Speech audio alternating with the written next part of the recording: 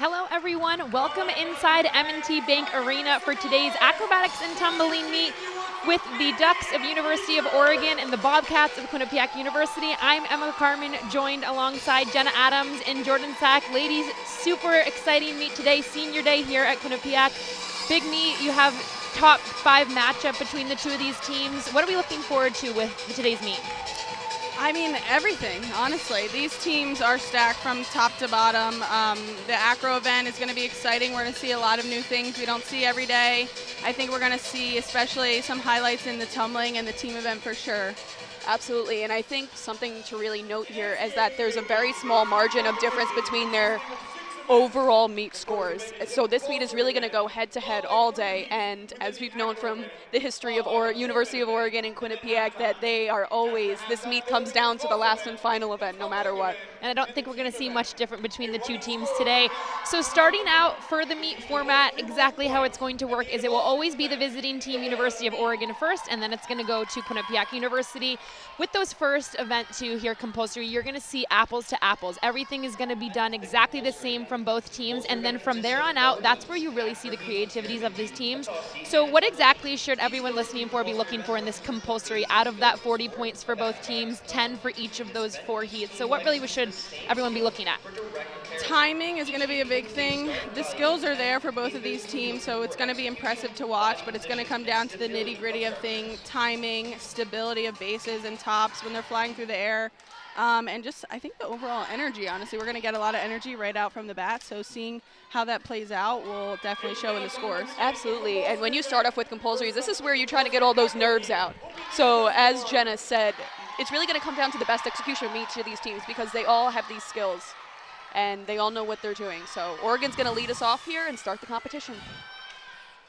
And remember, just like I said earlier, both teams will be doing exactly the same thing. So what you're seeing the Ducks do now is exactly what you'll see the Bobcats do. What you're looking for, as Jenna mentioned, is overall timing, great tuck-offs there from the Ducks.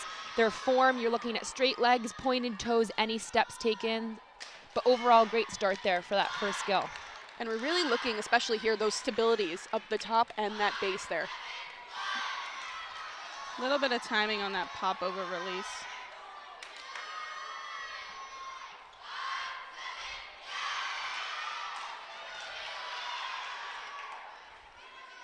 And another thing to note with all these compulsory events and some of the events we're going to see later is you're going to see that athlete right in the middle of both groups. She is the counter. So she helps those ladies stay on time. She also kind of gives cues and tees up sometimes when they should be following certain counts. And that's absolutely allowed for both teams. It's discretionary with the coaches, and then they just submit that to the officials. So the official know that there's going to be an extra student athlete on that mat. Compulsory acro is definitely the hardest one for me. I feel like from my time, that's when you have the most like jitters and you're just like trying to get out there, get a feel of the mat, get a feel of the lights, and really just, you know, start the meet off right. But a lot hangs on just that beginning piece. Absolutely. We'll take a look at a replay every single time after, so we'll go through exactly what those officials are seeing. And remember, with those officials as well, they are seeing real time. Sometimes on our replays here, we see the slow-mo, but I would say overall, the Ducks have to be pretty happy with that. A little bit of timing here and there overall throughout the entire sequence, but I would say great start there for Oregon. Absolutely, and as Jenna mentioned, compulsory acro, it's the most nerve-wracking, but it sets the tone for the entire meet. So they want to start off strong. They want to start off with that high energy, as you mentioned, to really keep that flow throughout the rest of the competition. And now the Bobcats will take the mat in compulsory acro, also starting at that 10.0. As I mentioned, all the scores here in every single one of the compulsory heats will start at that 10.0.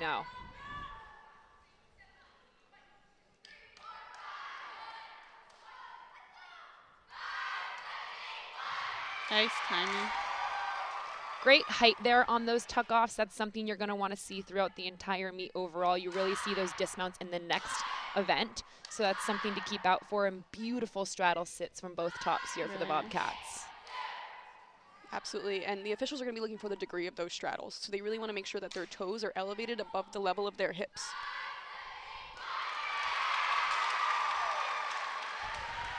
Very crisp and clean overall.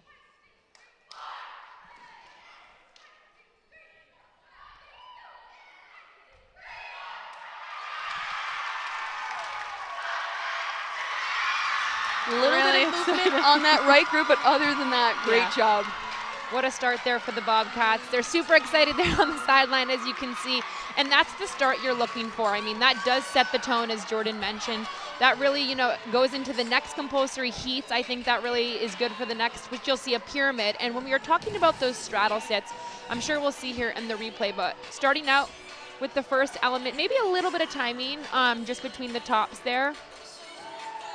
Nice kick outs right to the landing for those tuck offs.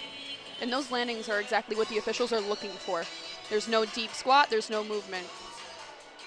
And remember that slow-mo, as we mentioned, you definitely see a lot more on our replay than what those officials are seeing in person. And as we mentioned, these officials, so for anyone listening and watching, these officials, there are 3 of them. There is one official that is watching the top, one official that is watching the bases, and then there's that head official that's really watching the overall structure and the timing, and that's where they come to those scores when we go through each of those at the end of every single event.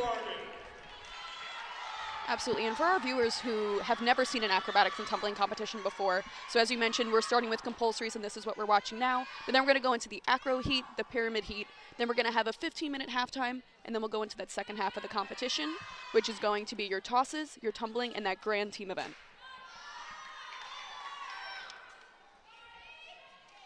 You'll see those straddle sits, what we saw in compulsory acro, what the officials are looking for.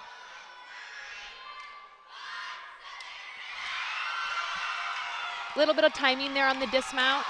Another thing, a little faster. Another thing the officials are really going to look for in those catches, which we call cradles, is that the body line of the top as they come out of that straddle are really lined out nice and straight in order to catch them. They're not crunched up into almost like a pike, and their head isn't tilted more than their feet. They're just really nice and laid out, which the ducks definitely showed there.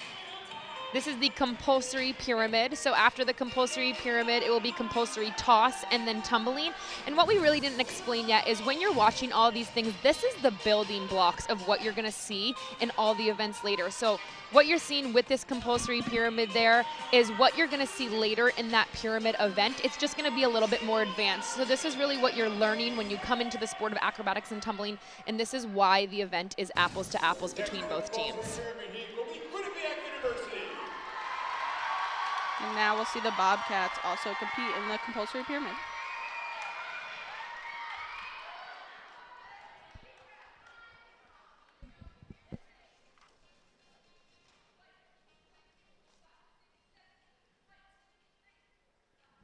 And the officials are looking for everything from start to finish. So those mid bases that just climbed onto those bases, the timing matters from start to finish.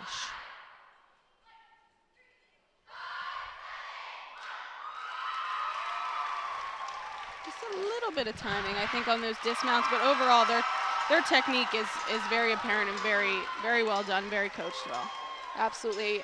And besides the timing a little bit, we saw that catch on the right. Her feet had a little bit of a separation, which will also be a deduction. And now Jordan touched a little bit on the counter and their role. Another thing that goes along with the counts is something that the officials are looking for, and that's that they're holding those positions at the top for 3 whole seconds for it to count as a skill. So that their role is even more important than just counting and standing there. They're making sure that the officials can clearly see that they're holding the skill for as long as they need to. We saw a little bit more in slow-mo there with the feet, but the cradles, as Jenna mentioned earlier too, you'll see those again not only in pyramid but in tosses, and that's really where I think you see the most deductions when it comes to those cradle catches. Whether it's feet being a little bit wonky or whether it's not being in that perfect hollow position as we mentioned. But every deduction that these officials are looking for, it can range from half a tenth all the way up to even a point when it comes to that tumbling event. So that's just something to keep up. As we take the ducks, take the mat for compulsory toss, and this really is a building block for that toss event that we'll see later on. Absolutely, and we keep talking about tosses, pyramids, and we discussed that meet format a little bit, but we're gonna see pyramids, acro, and tosses more in depth, and as Emma mentioned, so much more creativity because they have their own events. Yep.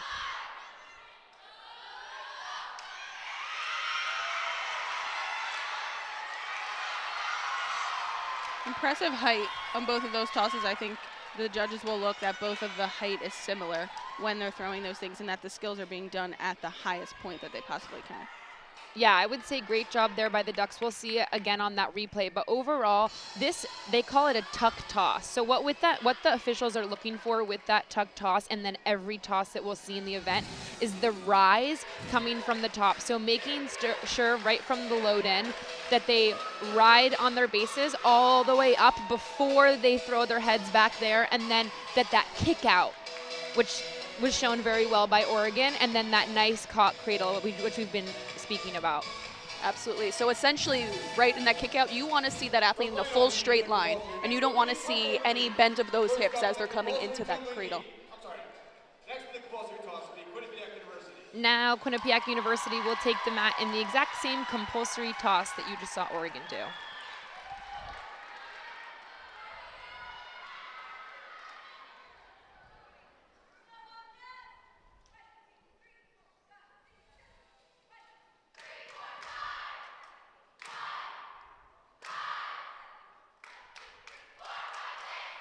Wow.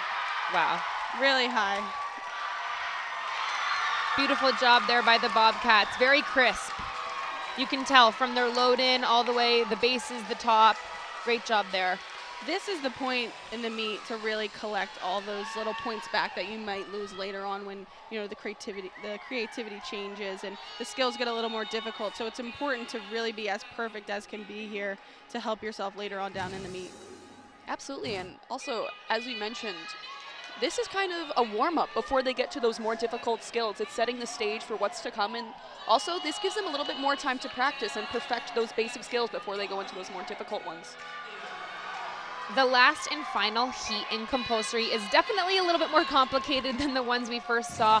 There's going to be different components of compulsory tumbling, so you will see 8 athletes for both teams take the mat, and they will do different components of tumbling. So you will see them do a standing back tuck, a toe touch tuck, a back handspring back tuck, and then they finish with a running round off back handspring back layout. So it's still basics of tumbling, but it's a lot more going on the mat. As you can see, these 8 athletes are looking to be in sync from start to finish.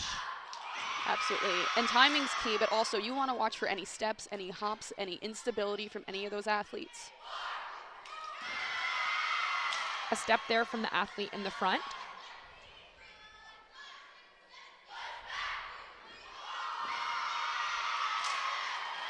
So any steps or hops, the officials will take a deduction on, but it really depends on how great the step is or how big the hop is, depending on the amount of deduction it will be.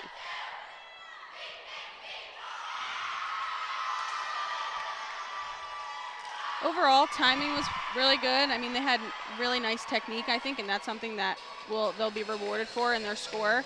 But those little hops and those little steps that you could see there, those are the things that are going to come down and bring that score down a little bit.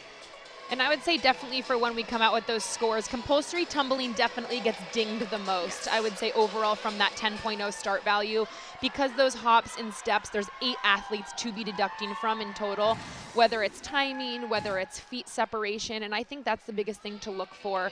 Here in the replay, we see toe touch. What they're looking for is those feet coming back together before that back tuck. Obviously that step was pretty significant, not huge, but not just a little tiny step. So depends to what the officials are seeing. And with this event for compulsory tumbling, you may be wondering, how are the officials watching all of this? Each official is assigned certain panels to watch, and that really comes into play when you see the team event, which we'll explain way later. But I would say that's what they have specific athletes to watch, and that's how it's split with the 8 total, and then there's an overall official looking for timing between them. And before Quinnipiac takes them out here to close out our compulsory heat, you might notice a difference in where they place their arms after each skill. So Quinnipiac, I know from prior meets, they do have their arms up, and Oregon had them out. That is really up to the coach's discretion and what they feel best suits their team. We are flying through this meet, I feel Like, we are going. They are not wasting any time. Next up are the Bobcats to round out compulsory event in the compulsory tumbling heat.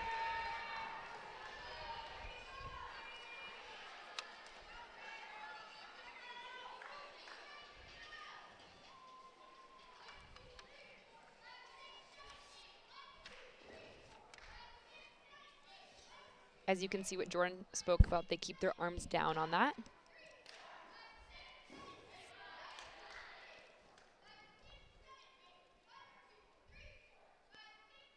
Look for the squeeze here in that back handspring. Little hops there.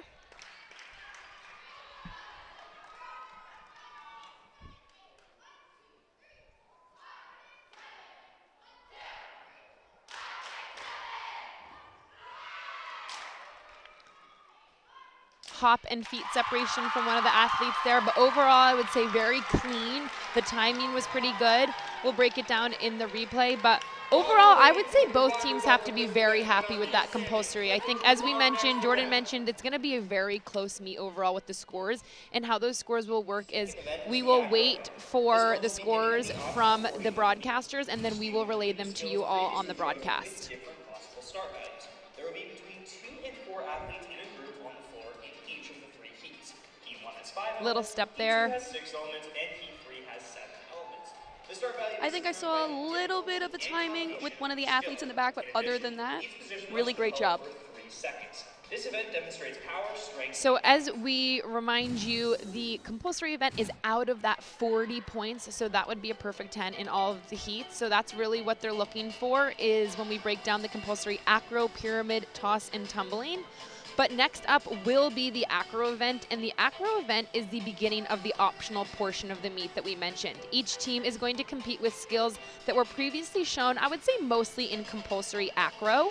There are between 2 and 4 athletes on the floor in each of the 3 heats, and there are as many as 8 in the synchronized heat, which you guys will see in acro heat 2. So their acro heat 1 is 5 elements, the next is 6, and then the last one is 7 elements. And this is really where you see the creativity, I would say, of both teams.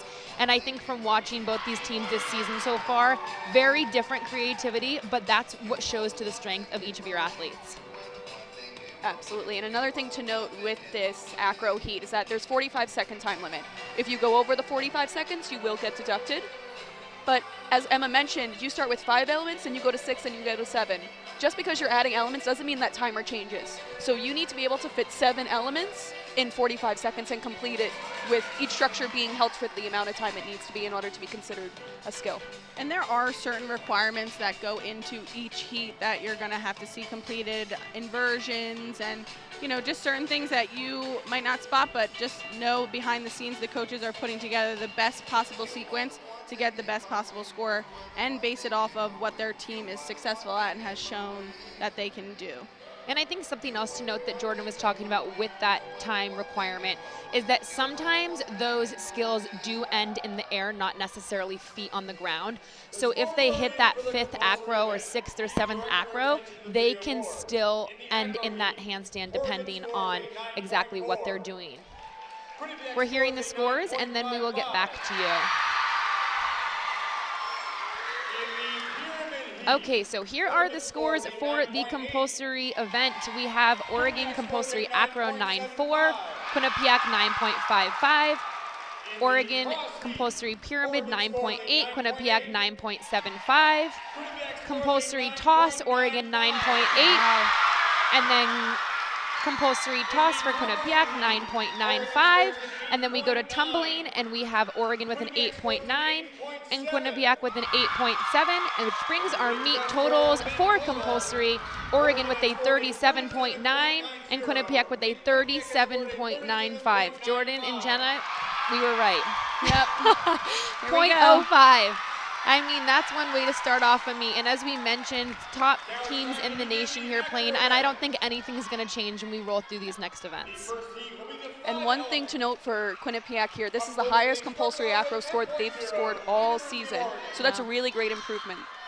It's a good time to be hitting that as you're rolling into that last month of regular season, and they'll be heading to nationals soon, hopefully. So it's a good way to feel after that. Here is University of Oregon in the Acro 5 element. So as we mentioned, there can be anywhere from 2 to 4 athletes in these individuals. And as you can see here, incredible strength there from that base.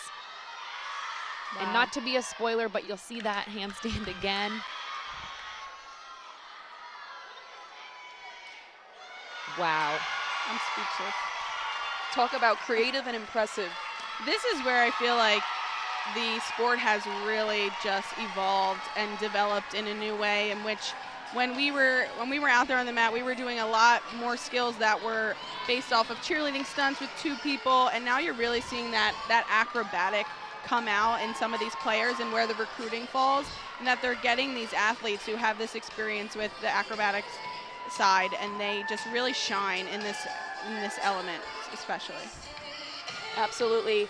And for our viewers here, if you've ever tried to do a handstand on the floor, that can be difficult, but now you have athletes doing it in a full extension on top of someone else, and then that someone else is also then going into a split on the floor. So, I mean, this just demonstrates what acrobatics and tumbling is all about, the creativity, the strength, and the difficulty. And as you mentioned, that clock in the back, Jordan, you can see it there ticking right above our heads, so they just have to make sure they stay within that 45-second mark. A beautiful job there. I would say overall what the officials probably saw was maybe a little bit of instability when she was going from that standing position down to that split. But it's really incredible to see that just 2 athletes can go out for that Acro 5 and still start at that 10.0.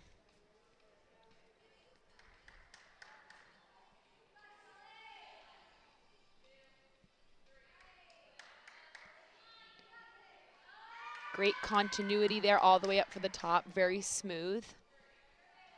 And we'll see her come right down. Beautiful straddle.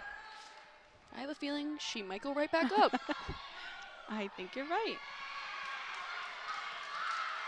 Incredible job there by the bases. And when we talk about continuity here, we mean that when she went up to that handstand, came back down, then went back up again, that there was no break in the movement. There was no pause, there was no stop. She kept flowing all the way through. Now, we talked about the Oregon's 5 element and how they chose to do 1 base with 1 top, and that's totally a coaching decision, and that's where they stand. And now you saw Quinnipiac come out and have 2 bases, make it a little more stable and just, you know, high risk, high reward type of deal. But overall, they were both fantastic out there for the 5 element. And this really goes into what Jenna was talking about with the acrobatic background. I would say both Oregon and Quinnipiac's top came from those acrobatic backgrounds, and that's where they come in and shine. As a freshman here for Quinnipiac, to be able to go out there and do that and shine with that 10.0 start value, and that's something we haven't quite talked about, is Acro does see different start values. Not necessarily between 2 teams like you have here today. They're all starting at that 10.0 out of that 30.0, but that's definitely something you see range in some of the acrobatics and tumbling meets. When you watch, it all depends on what skills you're doing and then those bonus connections that you're getting in between those elements.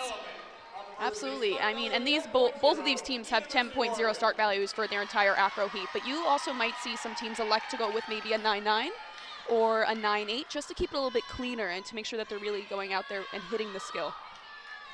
So now is Acro 6 for University of Oregon, and as we mentioned, this is 2 groups. So you're looking at timing, you're looking at form, just like you've watched in Acro 5, but that's the biggest thing to note between Acro 5, 6, and 7 is that Acro 6 is 2 groups. Which means 2 groups to score, which means ultimately more deductions. So you will see a little bit of a lower score sometimes when that Acro 6 scores come out. But overall, most teams are really scoring high, which is awesome. A little bit of timing there on those dismounts. And this also really talks to both team strong suits. You need to find 2 groups with, you know, up to 4 athletes with each group that can perform the same exact skills, get to the highest level of difficulty, and also execute it the same and time it the same. So that's extremely difficult and very impressive by both Quinnipiac and Oregon. So in the 5 element, we saw 1 top go up and do her 5 skills and come down. And now in the 6 element, we saw Oregon kind of put together a few different elements with the handstands. They did a lot of hand to foot work with the extensions overhead. So you're gonna see a lot of different combinations, which is what I think makes the sport so exciting to watch. A little bit of a step there on that base on the right side. And a little bit of a timing issue on those dismounts, so that will be a little deduction as well. But this is really where you see the strength. Clearly both these tops for the Ducks have that acrobatic background. I mean, what an interesting way to get into those hand-in-hands at shoulder level. That's definitely where you see the creativity, I would say, for both teams, is whether it's the entry, whether it's the position the top's doing, whether they're coming down in between skills or not. I think that's definitely where you see those individuals shine most. And I think everybody really hones in on those main skills, but as you mentioned, those entries and those dismounts can be the breaker from a 9-9, 9-9-5, or to a 10. So those are very important, and also it sets the tone for the beginning, and then it closes it out on a strong note as well. Now Quinnipiac University will take the mat in the Acro 6 element.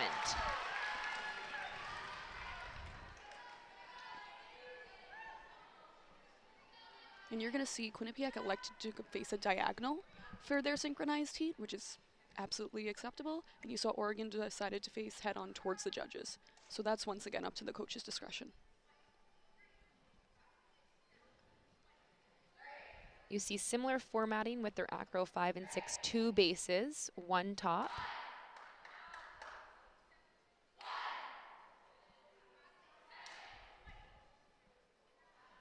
And then, as I mentioned, that handstand you saw from the Ducks, you will see again here from Quinnipiac.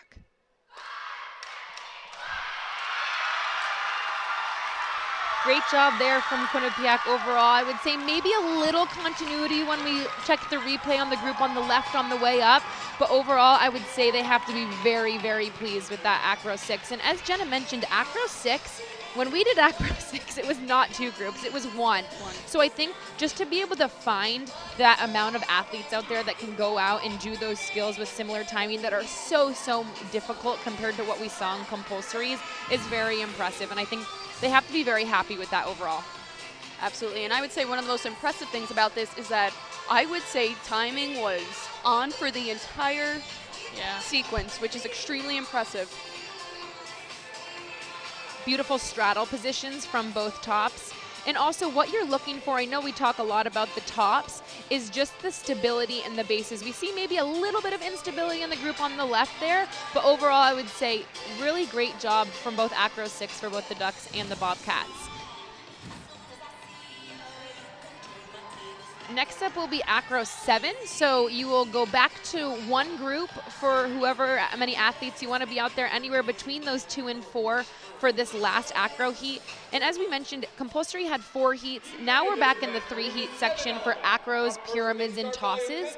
So that's something to notice as well, that this overall score when it comes to these 3 individual events will be a little bit lower because they're out of that 30, for example, for Acro. Absolutely, and Jenna and Emma, please correct me if I'm wrong, but I think there's also some limitations to athletes. They cannot compete in all 3 rounds. Correct. They can only be in 2 rounds, so that also adds another level of difficulty onto formulating these groups and the skills that go into it.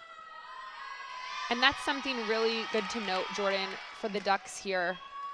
We saw similar in their Acro 5, but it was 2 different athletes, so they just have 4 athletes here that can do this individual skill. There's also a repetition rule that goes along with the crossover rule. So you can't have the same group go out on the 5 and the 6 and do the exact same thing. There has to be, I believe it's 2 elements have to change within the scoring system for it to be allowed. Great job there by the Ducks. And as you saw, yeah, you have to have those difference, but a difference can be really anything from an entry to a dismount to a certain way that's held. Yeah. Exactly. Yeah, because you'll say, wait, didn't Oregon maybe do that in their Acro 5? They did a similar sequence with the split and the 1-to-1 handstand hold with that extension. But in Acro 5, they did a 180 dismount versus just popping off the back. So it's little things here and there when the coaches are seeing what their athletes can do and making sure that the drop downs are all correct. It also just goes to show how many skills you have to learn and train to be able to, be at this competitive level where you have all these different athletes going out and competing different things. So you'll see from meet to meet, team to team, things always change, and some teams are better at some things than others, and that's their strong suit, but it's learning how to really put all those into play to really make a team successful. Absolutely, and you saw Oregon there who did a fantastic job. Really fit all those 7 elements and really down to the wire. They had 2.1 seconds left to complete that.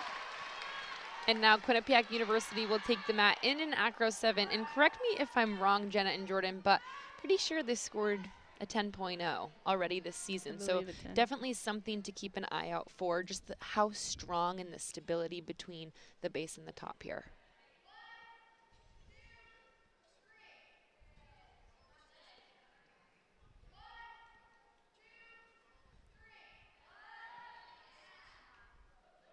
As you can see the counter on the left there, really ensuring that each of those positions are held to 3 seconds.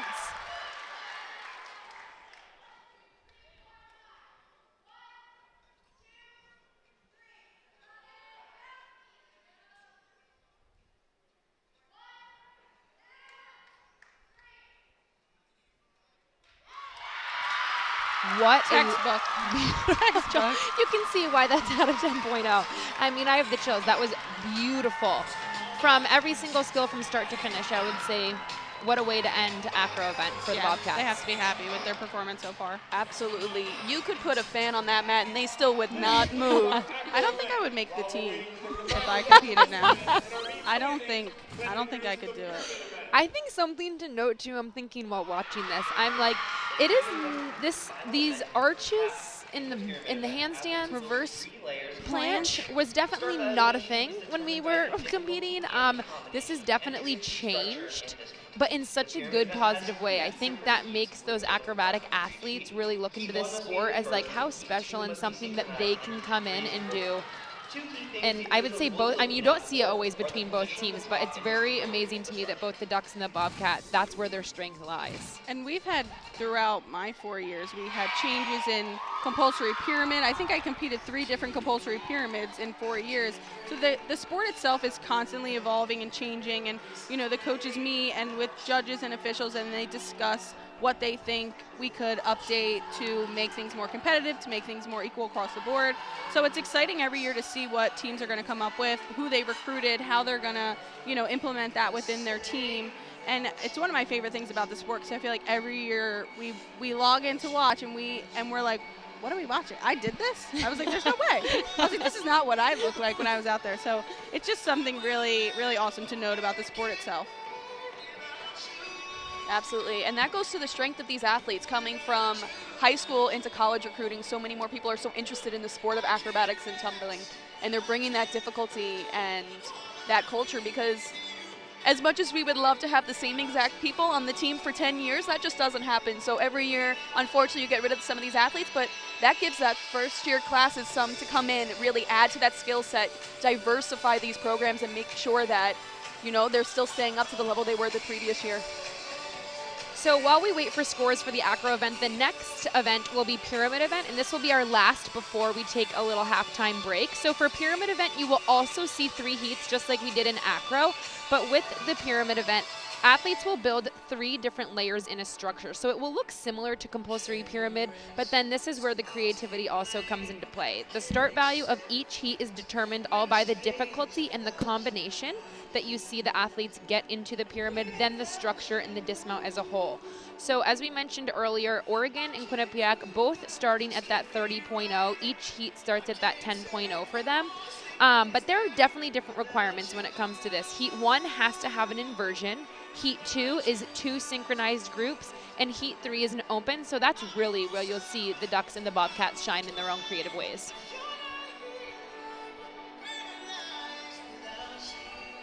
And pyramids also, they do have a time limit as well. That 45-second clock's going right back up.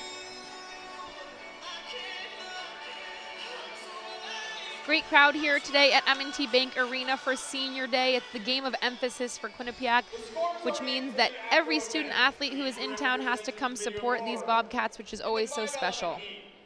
We're coming in for your scores here for the Acro event. As they take the scores, as you can see, Quinnipiac very excited with their Acro 5. So here we go. Acro 5, Oregon Heat 1, 9.65, Quinnipiac 9.9. Then we go into Acro 6, which was the 2 groups, Oregon 9.3, Quinnipiac 9.75.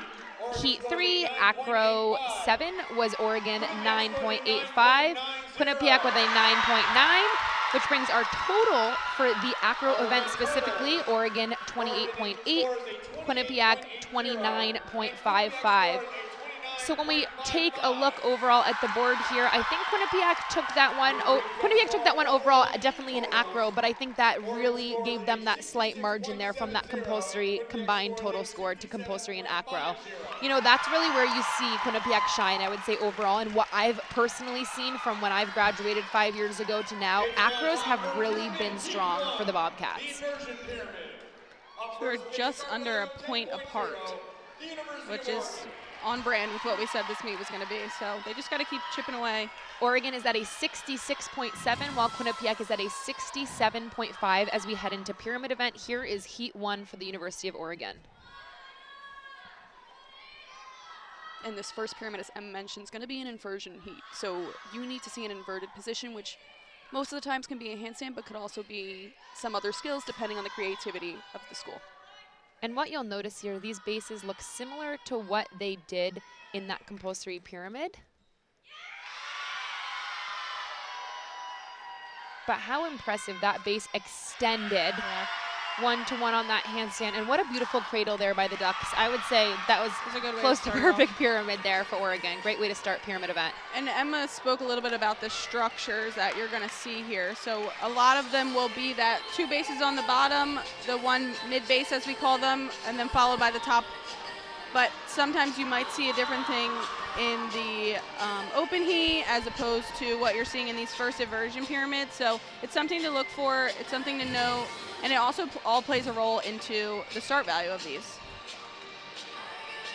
So for the Ducks here, their entry is a 180 up, so that top there started facing the pyramid and then came facing towards us, and then went for that extended handstand 1-to-1, and I would say overall the stability was great. Good hold there by the top, and then a great catch from all 3 bases.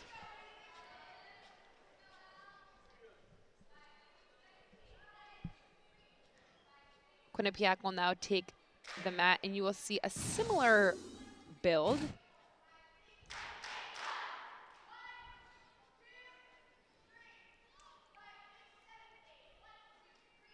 And a similar pyramid. I believe the exact same one. Now something to note about these 2 pyramids, since they were scored the same because they are the same, even though the tops, when hitting the inversion, are at 2 different positions. And that is something else that just plays into the creativity piece and the coach's preference on how to best hold that structure and what they think is going to work best out scoring-wise. So Quinnipiac does it with complete feet together, really sturdy, really nicely done, and Oregon chose more of the straddle position, which also worked out well for them. Yes, and something to note here, both teams are starting at a 10.0 for all 3 of their pyramids, so they are going once again head-to-head with those start values. And I'm excited to see the score on that Heat 1. I mean, both teams there, I would say, minimal to no deductions on both. So Oregon is going to take the mat for the second pyramid heat, which is going to be the synchronized heat. Just like we saw in Acro Heat 2, it's 2 groups doing the exact same thing, and what you're looking for is timing throughout all, and obviously great form throughout the entire pyramid, from building, holding, all the way to the dismount. And the time starts as soon as those bases leave the ground to get onto their structure, just something to note. It looks like here that the mid bases are going to extend their tops overhead.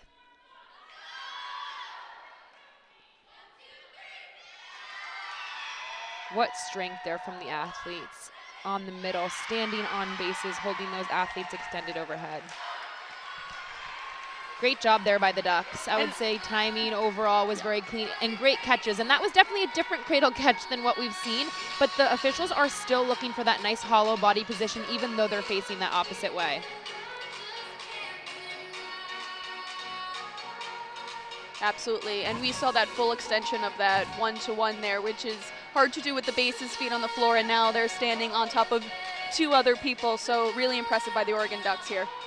And I would say something to note between the first pyramid and the second pyramid. I noticed for the first pyramid for both Quinnipiac and Oregon, there was a base in the back standing on the ground that was holding onto those mid bases backs just for extra stability. But there, as you saw, probably to get that 10.0 start value for the Ducks, they went solo. They went 2 on the bottom, 1 in the middle rather than that holder, and then went all the way up to that extended.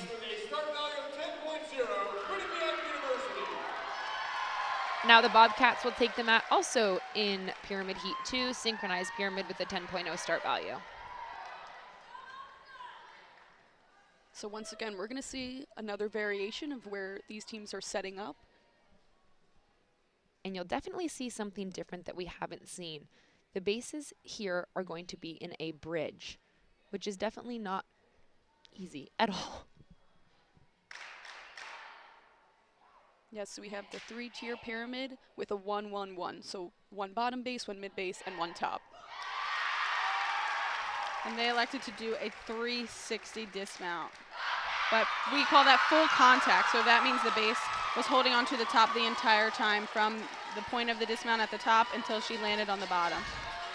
Great job there by the Bobcats. And as Jordan mentioned a little bit earlier too, pyramids can face forward or they can face side, just as the Bobcats elected to. That's totally the coach's discretion in what they choose. And I think specifically for those bridge pyramids, that's definitely important to face to the side there. What the officials are looking for is no movement from the bridge, no movement from that mid base that we see standing there, and then that top nice and still in whatever position they may have elected to. And here for Quinnipiac, that's going to be that pike hold into that 360-degree dismount. And the difficulty with that 360 dismount is making sure that they're landing it facing the same exact way they started. So any diversion of the feet, maybe they're a little bit overturned, maybe they're less turned, that could result in a deduction. Can't believe I'm saying this, but Pyramid Heat 3, our last heat before we hit halftime. And this is definitely where you see the creativity too. And it's back to that one group as we saw in the first heat. But here come the Ducks, and as we see, looks like setting up similar to what we just saw in the synchronized for Quinnipiac.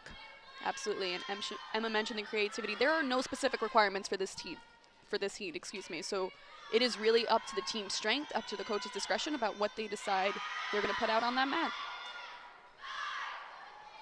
And I think it is going to be the exact same pyramid that we just saw for the Bobcats. I think the biggest, that was beautiful. Yes. That was stunning from top to bottom. And I think the biggest thing that those officials are looking for that we'll definitely be able to see in the replay is how well that top sat in that pike. She lifted up and extended before rotating into that 360-degree stuck dismount. Judges will also look for the continuity of the entire pyramid. So as we'll see in the replay, the way that the top gets all the way on top of the base really quickly. They don't stop. They don't need help. She gets all the way to the top, hits her position, and a beautiful twist down. Now those catchers are important too because they cannot catch her before she hits the ground. So it's really important that they're watching her the whole time and stopping her as soon as her feet touch that floor. And as Emma mentioned, you saw that dismount there. She was in a full straight line before she even started twitching, which is extremely difficult and very impressive. Now the Bobcats will wrap up before halftime with Pyramid Heat 3. And it looks like they're going back to that thigh stand for their open Pyramid Heat.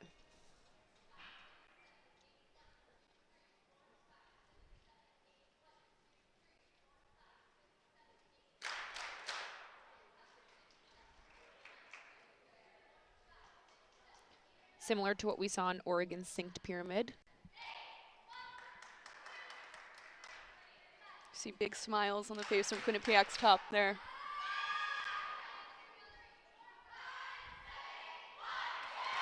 Nice clean dismount there. They make it look so easy. I know. I'm like, it is not that easy to hold a human above your head. I'm like holding my breath over here.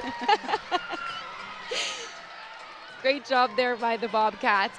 Honestly, amazing job by both teams, I would say, in that first half. Both coaches definitely have to be happy with that. I think we saw little things here and there, but overall, what an amazing start to today's meet. Yep. They definitely cleaned up as we got deeper and deeper into the first half, and you could see that the pyramids were really, really crisp. Acro, obviously, Quinnipiac shine there for sure, and it's going to continue to be a really, really close meet. Absolutely, and for our viewers, we will not have the pyramid scores or those first half total scores until after the 15-minute break. When we come back from the break, we will have toss event, which will have 3 heats, tumbling, which will have 6, and then the one and only team event score. So we are going to take a quick halftime, and we will all be back just in about 15 minutes or so. Hello everyone and welcome inside M&T Bank Arena for our second half of today's Quinnipiac versus Oregon Acrobatics and Tumbling meet. So we are going to come in with some of the scores from the pyramid event before we roll into that second half. So we'll take a look here. University of Oregon Pyramid Heat 1, a 9.85. Quinnipiac with a 9.9. Then we go to Heat 2, the synchronized heat, Oregon 9.6, Quinnipiac 9.85. And the last heat, Pyramid Heat 3, Oregon a 9.95 and Quinnipiac with a 9.9, which brings the totals to a 29.4 for Oregon and a 29.65 for Quinnipiac. Really close again in those pyramids. As we really mentioned, we noticed very minimal deductions overall from both teams. But what do we think we're looking here? After first half, going into second half, toss, tumbling team, huge points coming ahead. What should we be looking for as viewers and listeners? Definitely, I think as an athlete, you got to come in with the right mentality, because even though Quinnipiac has won all 3 events from the first half, there's still so little margin for error right now, and it's really, you have to come out, like, start clean again, zeros everywhere, and just really lock in. So I think as a spectator, you're going to see some really impressive tosses that you probably don't see anywhere else, really creative. The tumbling is where I think both teams will shine, and it'll really go back and forth. And then we're all going to get a great big show for the team event and fun music and all that stuff. So a lot of things to look forward to. Absolutely, and anything can happen. So as you mentioned, every little tenth counts. So like Jenna said, that mentality is going to be so important going into the second half, because it's anybody's competition. Quinnipiac might have a little lead now, but that means nothing going into the second half. So the Ducks will lead us off here in the second half for Toss Heat 1. And similar to what we've seen with the format below, it will be 1 group for Toss Heat 1, 2 groups for Toss Heat 2, and then 1 group for Toss Heat 3. And the Ducks here will start at a 9.9.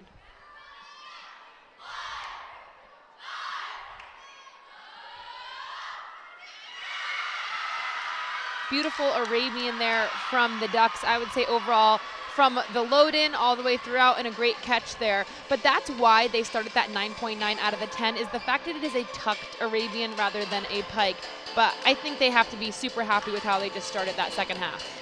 And we talked a little bit about this in the beginning, but those catches and those cradles are going to be so important when it comes to this toss event. So we keep talking about those little margins of error and those things that they really need to focus in on, and these catches are going to be essentially important. And as you see, Oregon had a really great one right here. I think the biggest thing you see in tosses too is that feet in the cradle, but that was a great job there done by their top. Nice tight toes together, squeezed perfectly. And I think the biggest thing too with these tosses is watching the rise, making sure those tops aren't just taking whatever they may be doing in the air right off the toss and then coming through with that nice flat position. I think a lot of times what we see and where the deductions come from is the tops, when they come through, are really in a piked position rather than that hollow position, and that all comes from the load in and that toss from the initial throw. So Quinnipiac's going to take the mat here for their first toss, starting at a 9.9. And overall, we should say both the Ducks and the Bobcats, they're starting at a 29.8, so same exact start values here.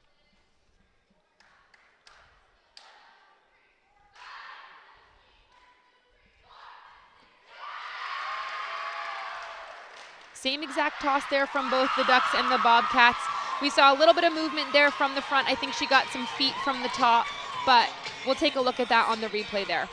So like Emma said earlier, the judges and the officials, when they're looking at this, one official is looking at the top and one official is looking at the base, and then the overall judge.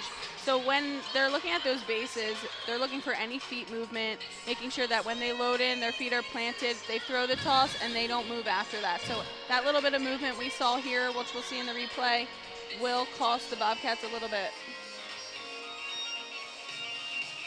I think she just lost a little bit of grip on well. that. Yeah, I think just a little bit of hand movement on that. But that's probably what you'll definitely see in the scores when we go through that. But same exact tosses there from both the Ducks and the Bobcats. All about keeping that energy, you know, as we all learned here, and I'm sure most everyone learns within this sport, is that no matter what happens, you have plenty of other heats to come after it, so just keeping that same mentality no matter what happens. Absolutely, and that slight lead that Quinnipiac has here, that is going to help them a little bit when it comes to that deduction on that first toss. So next up, you will see 2 groups take the mat in Toss Heat 2. This is synchronized toss. So once again, it's timing. It's the same exact things you're looking for that we just mentioned in Toss Heat 1 for both the teams, but you'll see 2 groups go out there with that counter in between. And as Emma mentioned, the start values here are the same for Quinnipiac and Oregon, so they're both going to start here at a 9.9. So my guess is we're going to see the same exact thing from both teams, but we'll have to wait and see.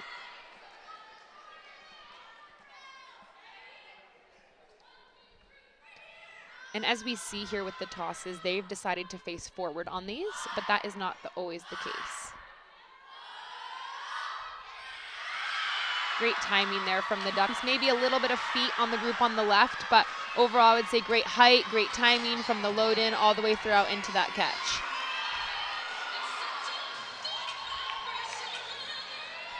And as I mentioned with how those tosses are facing, so as we saw the first groups, they both faced sideways.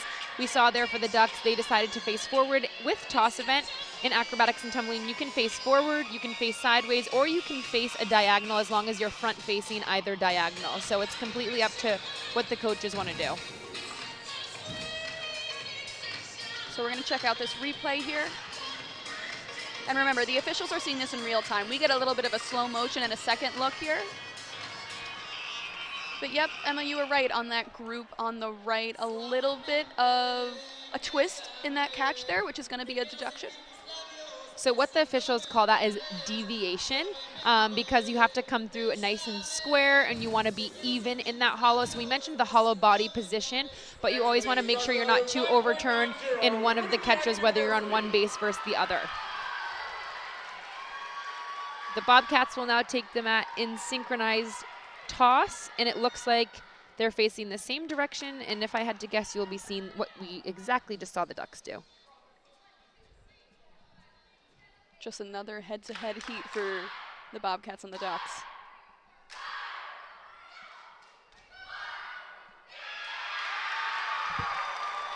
Really nice.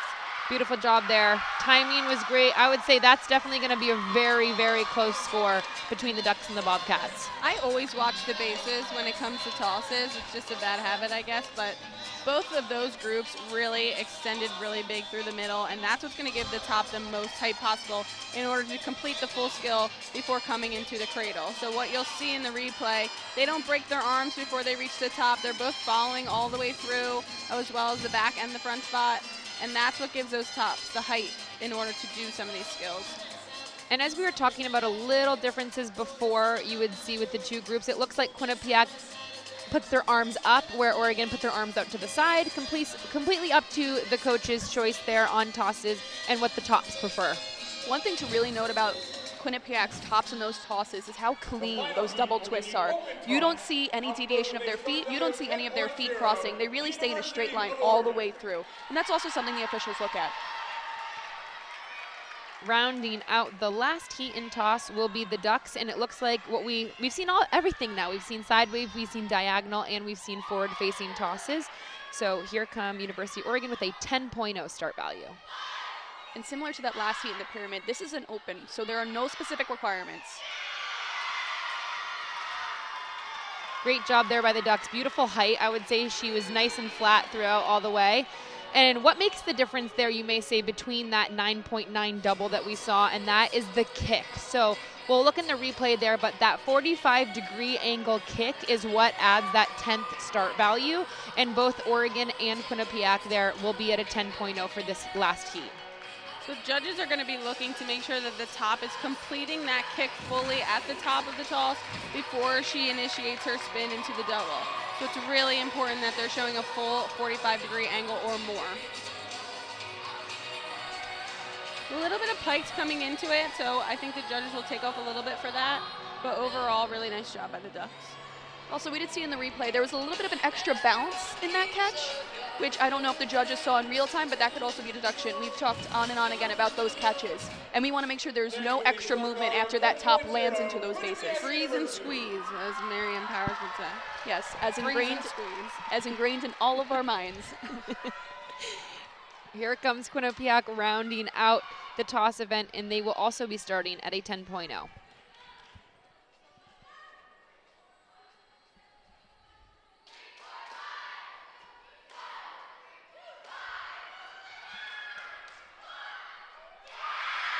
Same exact toss that we saw the Ducks do. They just decided to go on the side versus diagonal. Great job there. They look super excited with that one. I would say overall toss event, we saw a little bit here and there, but really great job from both the Ducks and the Bobcats. While we're waiting for the combined results of this event in our meet standings, let's introduce the tumbling event.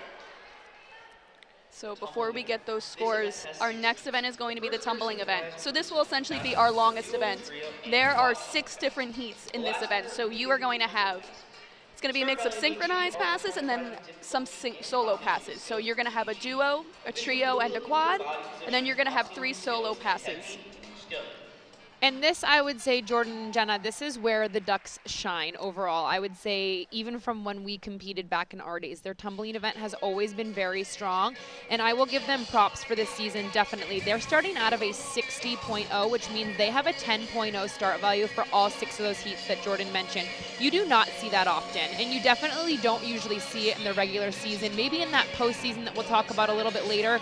But that's where the difference between Quinnipiac and Oregon will be when it comes to those overall scores, which we'll mention again at the end. But you have duo, trio, quad, which is 2, 3, and 4 groups of people going, and then those 3 solo passes.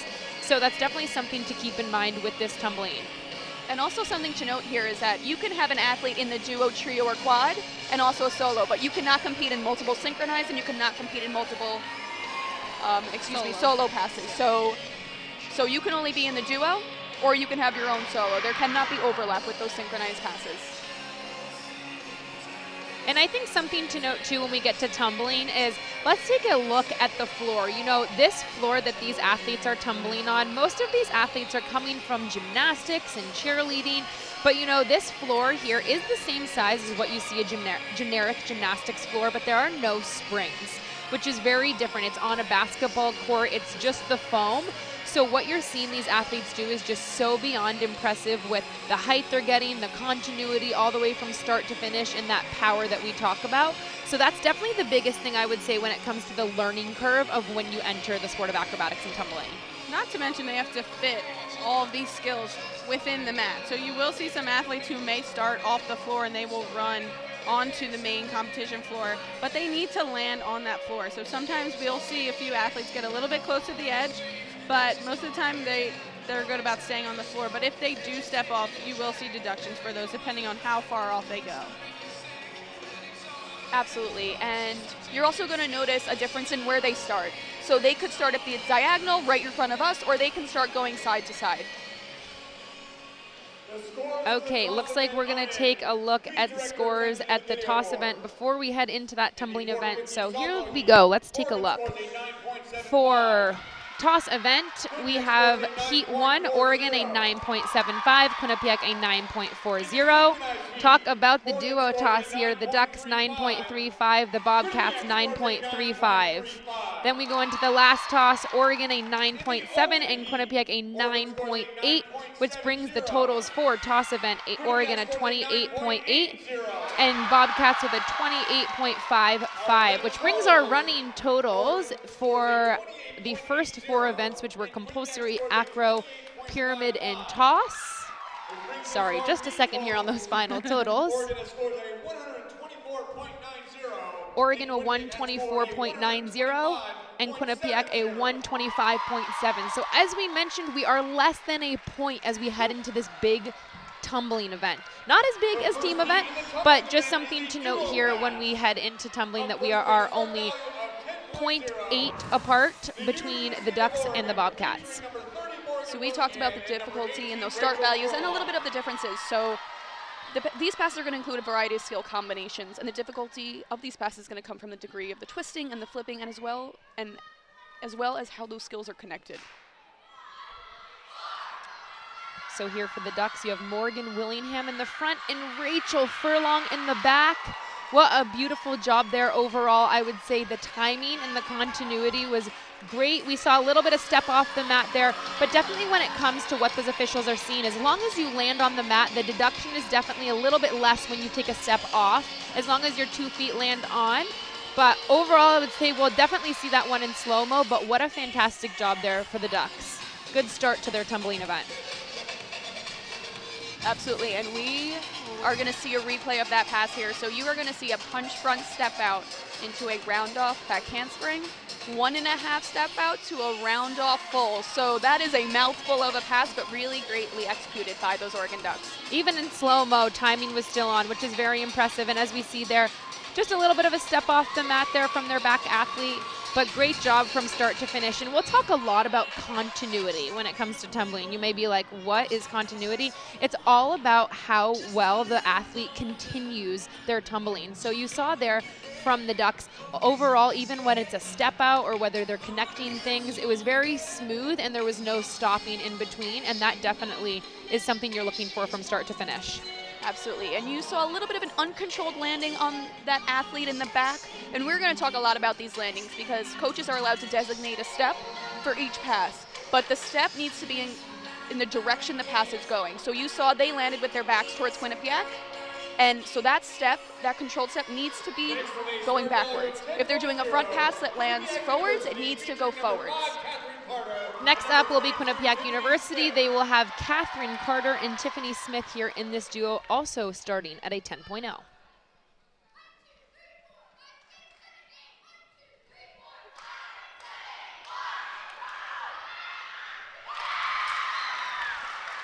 Great pass there from the Bobcats. Maybe a little bit of timing issues there through that last whip. Jordan will take you through exactly what those athletes did.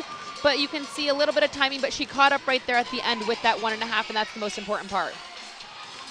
I think that's where that degree of deduction will come in on how long they were separated with timing, and how quickly they could get back on will determine how much they should take off. And a note for that, too, is that both Quinnipiac and Oregon is starting at that 10.0.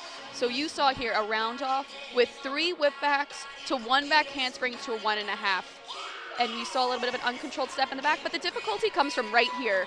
You see 3 skills connected without their hands touching the floor. And the more skills you connect without those hands on the floor, the more difficult the pass gets. So if you thought timing 2 was hard, we end up timing 3 and then 4. So next up is the trio pass. For University of Oregon, they will be starting at that 10.0, and that's really where you see the difference here, and that start value start to begin between Quinnipiac and Oregon. Oregon will have Bria Alvarado, Alexis Jardina, and Raquel Henderson in the trio. And as Jordan mentioned, just a reminder from earlier, you cannot have the same athletes in the duo, trio, and quad. So that means you have to have not just the 2, not just the 3, not just the 4, but you have to have 9 athletes that can do different tumbling skills here. And I think that's what's really impressive from the Ducks with that 10.0 start value through all 3 of these. And Oregon's difficulty here is at a 10.0.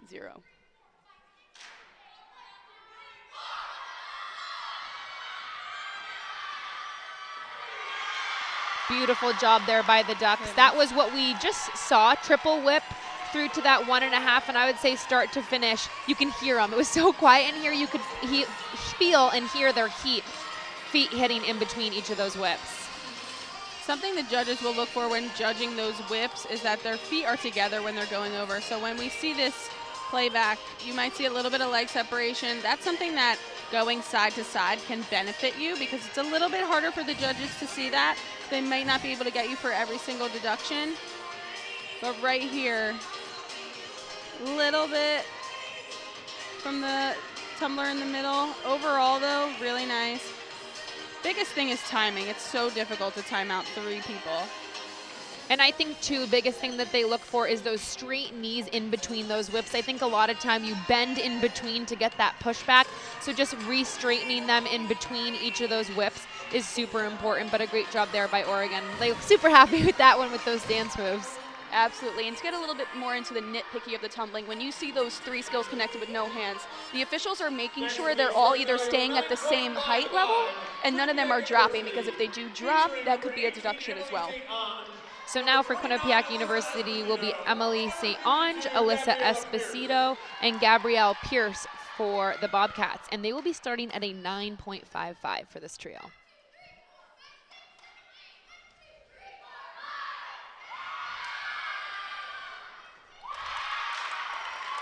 Beautiful job there on those Arabians from all of the athletes. I would say that's definitely the skill overall that from when we competed until now. That's definitely where it's hard to time throughout because each of those Arabians had great rides, but just that front one I think overall went so high that through that step out was continuing, but overall a fantastic job by the Bobcats.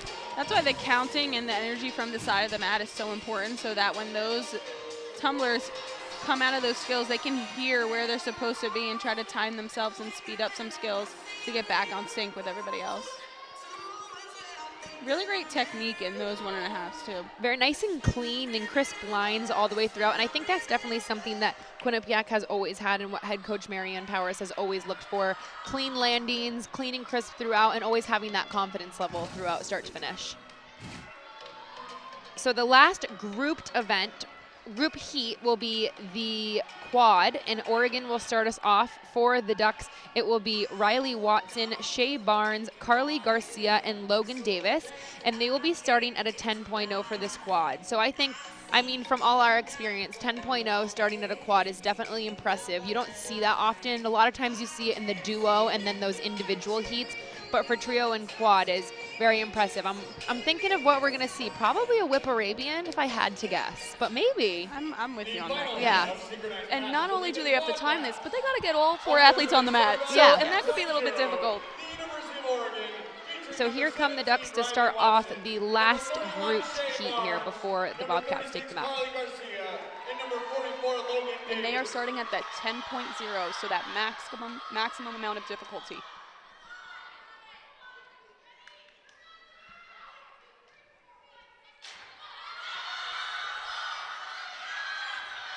You were right. A little bit of a fall there from that back athlete. As well as some timing. So a deduction for a fall is going to be greater than it is for any uncontrolled step or any other steps or missteps within the pass. It was that whip Arabian that we mentioned. We'll take it. It's so much to watch all at once. It like pauses us, we watch, and then we'll take it through the replay.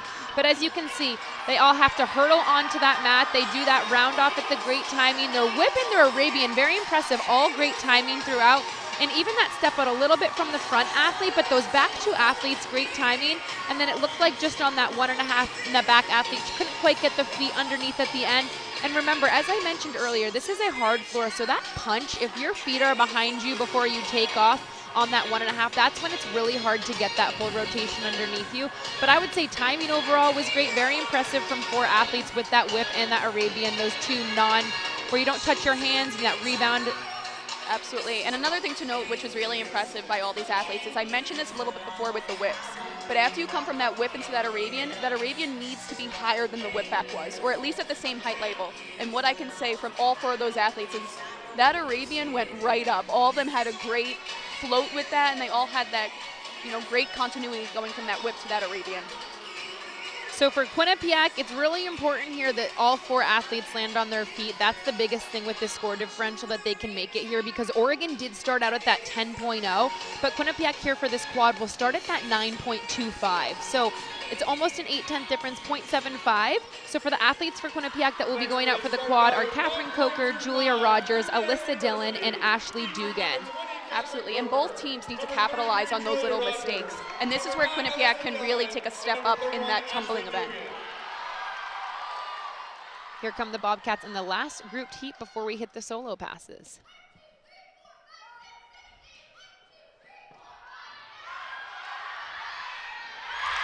Really nice. Beautiful job there from the Bobcats. And as you see, a whip all the way through to that 1.5. So that's where those start values you definitely see overall.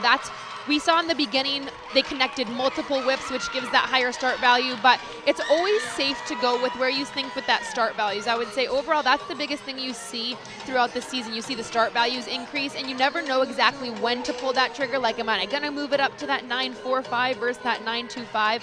But I would say that the Bobcats have to be very happy with that pass. Absolutely, and that's, as you mentioned, that one thing to kind of go with, the less difficulty of the pass. But it really worked out in Quinnipiac's favor here because, for the most part, really great technique, really great timing here, and those landings were pretty good from the Bobcats. Maybe a little bit of uncontrolled steps with those first 2 athletes, but other than that, really, really great job. And you see with that difficulty, as Emma mentioned, the only thing different from Oregon's pass to this pass was there was no Arabian in it. So that pass, Oregon started at 10, Quinnipiac starts at 9.25. That differential, that big difference is that one extra skill. This is now the individual passes. Up first is the aerial pass, and the Ducks will start us off. This is Bria Alvarado for the University of Oregon, and she is starting at the 10.0 for this tumbling pass.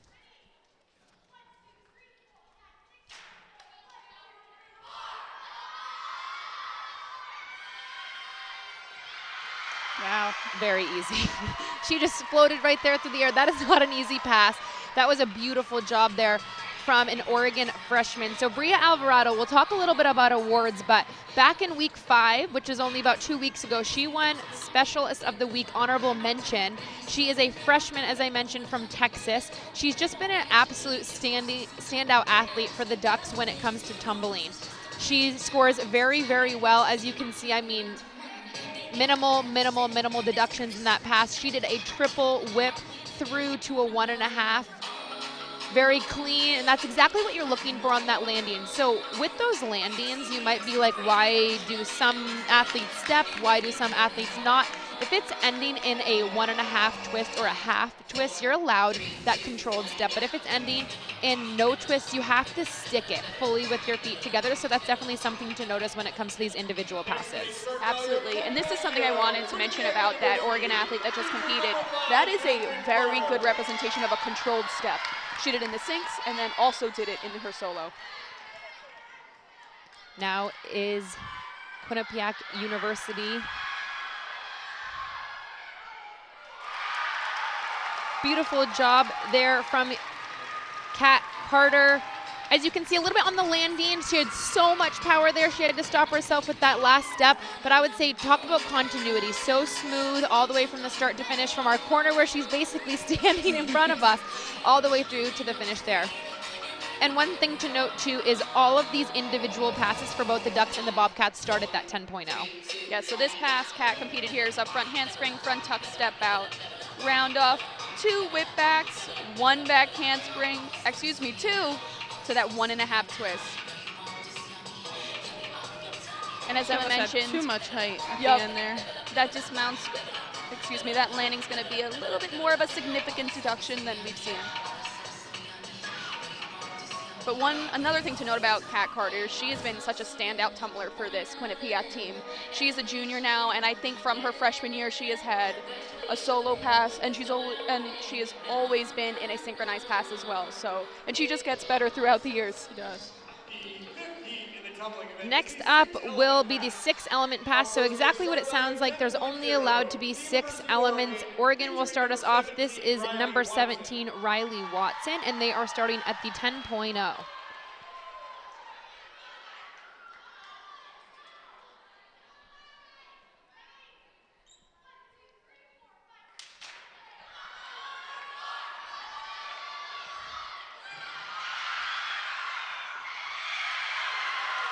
What a beautiful pass there. Talk about like the floating. I could like feel her in between everything. So what we saw there was a whip Arabian through to 1.5. So something to note is what you see in grouped passes, you can see again in the individual passes, and it can be the same athletes from that group to that individual pass. But a great job there, and very impressive to stay on the mat. I saw her toes digging in from over here on that finish, but which we'll notice on the replay. And another really good example of that continuity coming out of that Arabian, which you're going to see right here. There was no pause, there was no stop. She kept flowing through that entire pass. Beautiful job there on that kick out from the Arabian. That's really what the officials are looking for, and a nice clean 1.5. And then stayed right on that mat. Yeah. And you saw when she landed that pass, her chest was up. It was not down, it was not behind her, and that's something officials are also looking for in those landings. Next up is Quinnipiac University. It will be Gabrielle Pierce here for the Bobcats, also starting at that 10.0 for the 6-element pass. And I have an inkling we might see the same exact pass we just saw from the Ducks.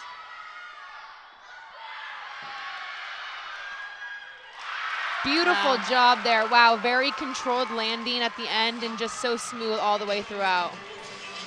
I love when they do the same pass. I do it's like too. A true like competition. You really get to see what the judges thought of each of them. Great job there by both the Ducks and the Bobcats. There's only one heat left in the tumbling. I know, we're flying by. But as we see in the replay here, beautiful whip from Gabrielle. I think might a little bit get the height on that Arabian, just riding up a little bit, but great continuity throughout. I mean, she keeps her feet together and her legs perfectly straight the entire time, which is so, so impressive. You would think she had monster glue with keeping those legs together. So last up in this tumbling is open, which is similar to some of the heats we've seen before. So this is where there are no requirements from the officials, and they're both starting at a 10.0 for the Ducks and the Bobcats. And then Oregon will start us off with a 10.0 start value, and it will be Morgan Willingham for University of Oregon.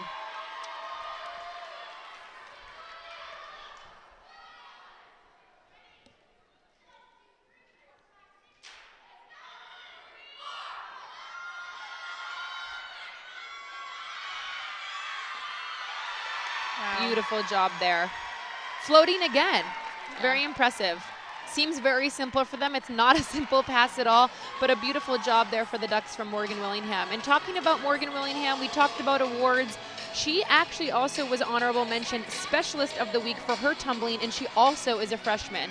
So it really goes to show with that recruiting from the Ducks how strong their freshmen are when it comes to that tumbling.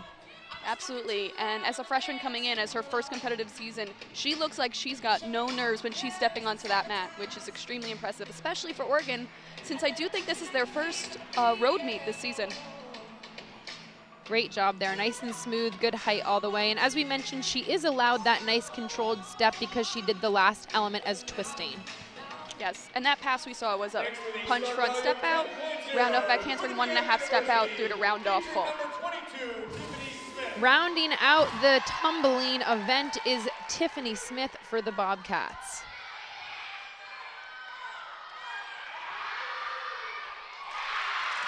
Beautiful job there. Look at those whips. I mean, so impressive, so fast, so nice and long with great form all the way throughout. I think a little bit on that landing, just so much power there overall. We'll take a look at the replay, but I would say overall that tumbling event flew by number one, but great job there by both the Ducks and the Bobcats. Yes, another one of these 3 whips, 1 back handspring to 1.5. Everything you've just watched in the first 5 events. The team event features up to 24 athletes on the floor. Just that little step, went to a little bit too much power on that, but great job staying on the mat. Look super happy with that one. So while we wait for scores, I've been talking a little bit about awards. We'll go into that in between team events. We'll kind of explain exactly what those awards are, how those athletes get those awards. But this team event, I mean, it is something else. We say it every time we broadcast, but you really have to keep your eyes peeled for everything that we've already seen, all in a 2-minute and 45-second routine. So once again, it will be Oregon first, then Quinnipiac. And I think the biggest thing here is that there's definitely a start value difference. So the Ducks will be starting at a 109.14, and Quinnipiac will be starting at a 106.6. So there's a difference of about 2.5 points. So what it's going to come down to overall, once we see the scores before going into this, is who is clean, who is hitting everything that they're supposed to, and then really breathing throughout that routine, because it is you'll see it's a lot going on. There's a ton of different elements, but overall I would say, what are the viewers and listeners going to really have to look for when it comes to this team event? I think everything that we just saw, the entire competition, is, as Emma mentioned, going to be fit into 2 minutes and 45 seconds. So I think the viewer should really hone in on really these athletes staying up in those skills and staying on those feet. And also making sure everything's flowing smoothly, because anything can happen in those 2 minutes and 45 seconds. So please don't blink or try your hardest not to, because you might miss something. So you are going to see acro skills, you're going to see pyramids, tosses, you're going to see standing tumbling, which you haven't seen much of all day, and some running tumbling, and then both teams are going to have a little fun at the end with a little bit of a dance there. Now each routine is, like Jordan said, compiled of acro skills, tumbling, toss, all the things we saw already, but they do have certain requirements where they have to meet a certain number of these skills in order to get to scores this high. So you're going to see some of the most difficult skills, and a lot of skills that you haven't even been able to see yet on the floor. So like Jordan said, don't blink, because there's going to be a lot going on, but it's going to be really fun, and it's great to see the teams really get behind each other. They're cheering each other on while they're on the mat. You take in the music and kind of really amp yourself up in order to get through a 2-minute and 45-second routine. Yes. So the scores for the tumbling event are in. We're going to break down the 6 different heats for tumbling. As a reminder, Oregon is out of a 60, Quinnipiac with a 58.8. So we will start off here with the duo pass, then the trio, then the quad, and then those 3 solo passes. So as we see here, duo, Oregon 9.1, Quinnipiac 9.25. In the trio, Oregon 9.45, Quinnipiac 8.75. And then in the quad event, Oregon with a 7.75, Quinnipiac with a 8.65, and then into these solo passes, Oregon with a 9.825, Quinnipiac with a 9.575, and then we go into the 6-element heat, Oregon with a 9.675, Quinnipiac with a 9.75, and then in the last heat, we have Oregon in the open 9.85, Quinnipiac 9.75, which brings the event totals for Oregon with a 55.65 and Quinnipiac with a 55.725.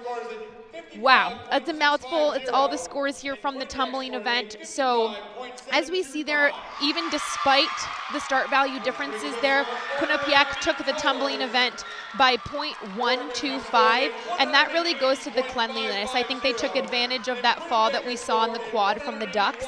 They had a lower start value but still scored higher, landing on those feet. So that's really what's going to be the biggest thing as we head into this team event. Oregon is at a 180.55 as Quinnipiac is at a 181.425. So as you see, we are still less than 1 point. So it is going to come down to this team event. We mentioned it in the beginning. We had an idea it was going to come down to this. We're going to let you all watch exactly what's going on this, and then we're going to go through the replay because there is plenty of time in between. So get ready for this 2-minute and 45-second routine from the Ducks. They are starting at a 109.14.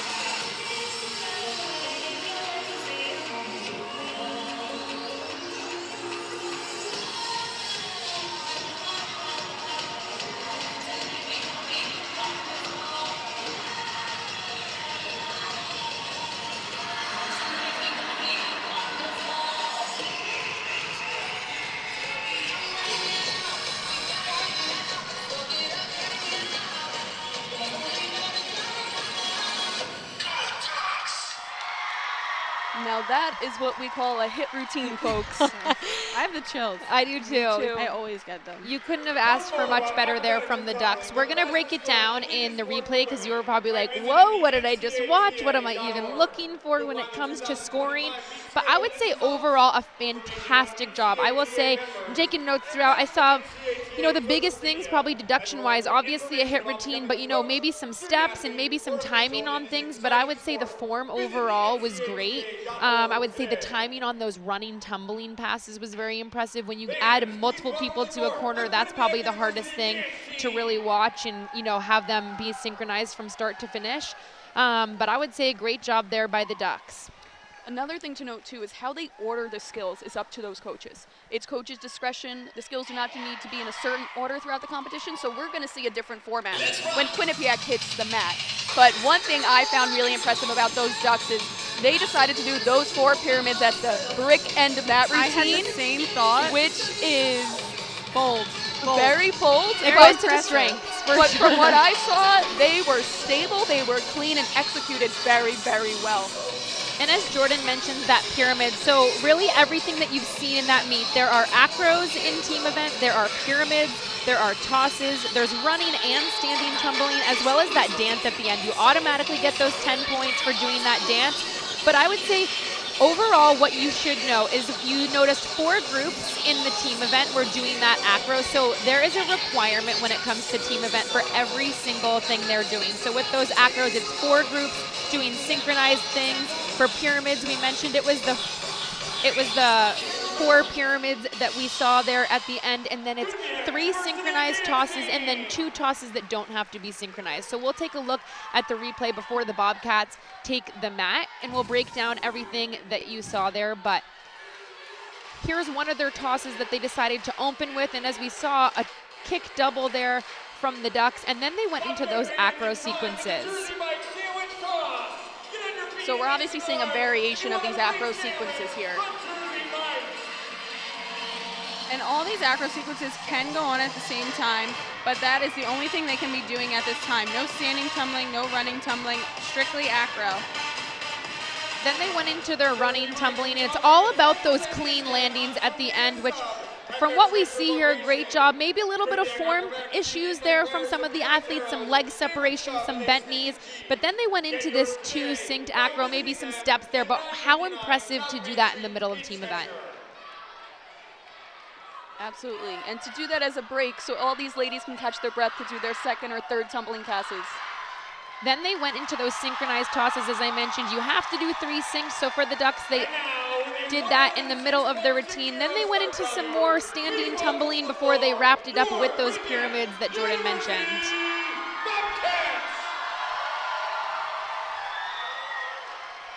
Ending with some of those pyramids, really impressive. Finishing it off with a really fun dance.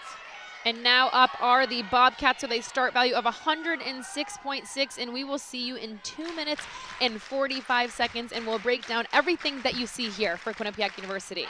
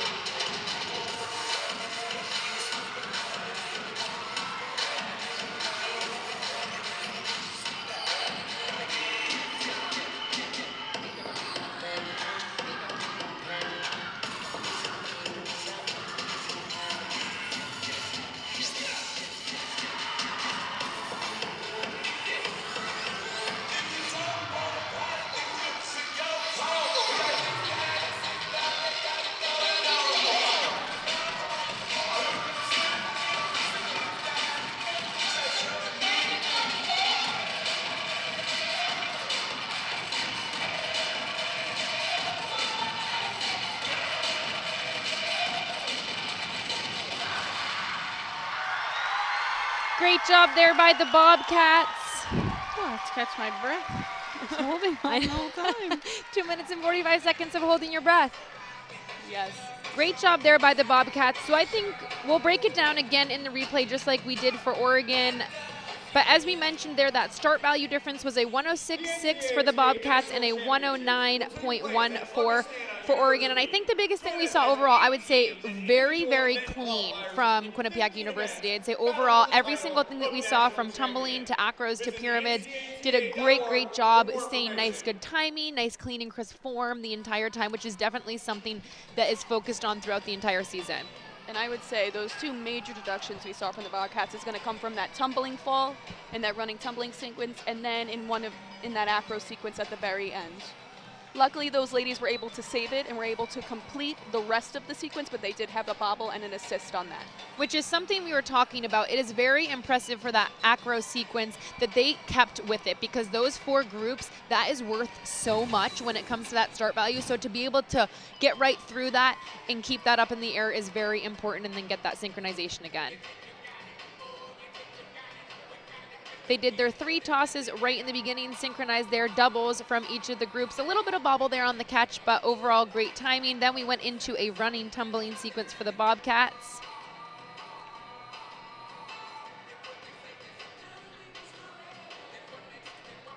A little bit of sync over there on that one. Overall, though, their synchronization was really good. They went into pyramids there, and you may be wondering too, with the synced elements, there's a couple different things going on in the map, but each official is looking at 3 panels. So there's 9 panels across overall. So wherever the athlete starts is where that athlete will be followed. A little bit of slip there on that running tumbling that Jordan mentioned, and that's definitely the biggest deduction we saw overall on the team routine. And a big kudos to Marianne Powers and her coaching staff about putting this routine together. As we mentioned, it is so clean and very well organized when you put that onto the mat, and so clear to view for those officials. So that is a big kudos to those coaching staffs. The coaching staff, too, if we want to talk about coaches for a little bit, the coaching staff at Oregon, too, is, in my opinion, stacked, if you would say. Taylor Susnara is assisted by Carly Novak and JC Vandesilver, who all 3 are well-known names in the NCATA world. They both have, on their own teams, really done a lot and really are a name that people remember, especially myself. I competed against Taylor and Carly as well, so and JC. So they all really have a lot that they bring to the table as coaches, and I think you've seen that here today. All of them in all different rounds, and I think they work really well together as a coaching staff. Clearly, they've done an awesome job. Same goes for the Bobcat side, right? We have Marianne, she's assisted by Chloe and Tiffany, and they all really just bring a different element, I think, to the floor and to their team.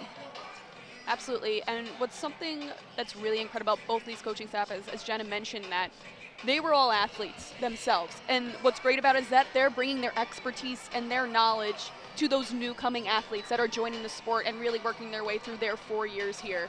So, and that's something to aspire to as well.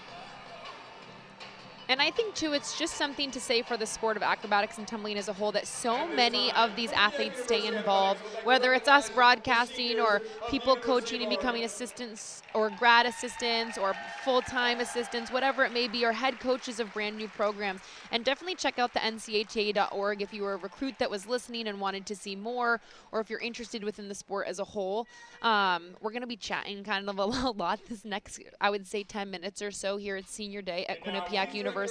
So we're going to go through a lot of these athletes. We'll fill some time here talking about each of these graduating athletes for Quinnipiac University. I believe they have 10 seniors and 1 fifth year.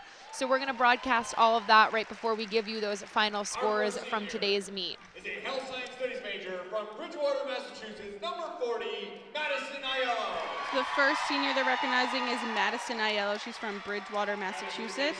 She's a health science studies, and also a scholar athlete and Dean's List Awards in 2023, 24, and 25. And she is escorted by her mother, her father, and her sister.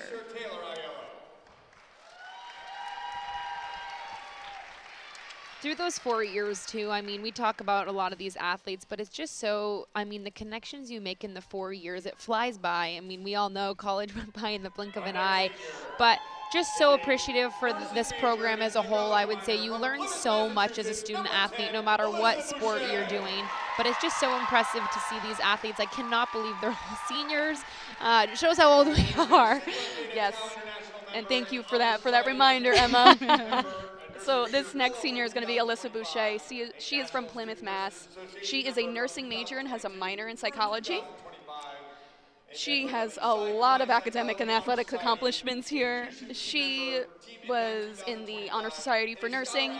She's a nursing peer fellow, a National Student Nurses Association member. She is in the Psychology Honor Society. She is leadership team member of Team Impact of 2025 and a scholar athlete for her time here in 2022, 23, and 24. She's escorted by her mother, Kimberly, father, David, and brother, Ben. Next up from Spring Branch, Texas is Catherine Coker for the Bobcats. She is a communications media studies major, and she has a minor in entrepreneurship and sports studies. She, very smart cookie. They actually call her Cookie. Didn't mean to do that, but they call her Cookie here at Quinnipiac University. She has an NCATA academic honor roll in 23 and 24, Quinnipiac Dean's List, and she was a transfer actually to Quinnipiac University from Limestone. She was the 2023 Conference Carolinas Athlete of the Week 2 different times. She was Freshman of the Month for them. She was NCATA Freshman of the Week honorable mention, as well as Conference Carolinas event champion in 5-element acro, inversion pyramid, 450 salto toss, and part of the first team all-conference Carolinas. She is escorted by her dad, her mom, her brother, his wife, and her other brother. So goes to show, too, how much she's brought to this program from when she transferred. Very impressive job. She's been a great top for the Bobcats. So very exciting. Congratulations to Catherine. Next up, we have number 9, Alyssa Dillon. She's from Wayne, New Jersey, and she is a psychology major. Some of her accomplishments, Dean's List in 2022 and 2024. She's also been a scholar athlete since 2022. And most recently, she was the 2024 Open Pyramid champion. And she will be escorted by her mother, her father, and her brothers, Jake and Ryan. Congratulations. Alyssa's definitely been someone we've seen on the mat since she started here as a first year. So strong. And she's really grown, and I think she's made a name for herself in Quinnipiac acro history. Congratulations to Alyssa. Our next senior is a 3+1 biochemistry, molecular, and cellular biology major. I mean, these majors, I'm hearing them in the background. Some smart cookies here at Quinnipiac for sure. Next up is Alex Fassett. She is a 3+1 biochemistry and molecular and cell biology major. She's from Oakland, New Jersey.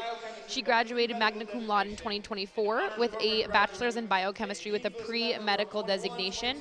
She's an honors program graduate. She is a Dean's List member every single year she's been at Quinnipiac. She has a certificate in medical Spanish fluency.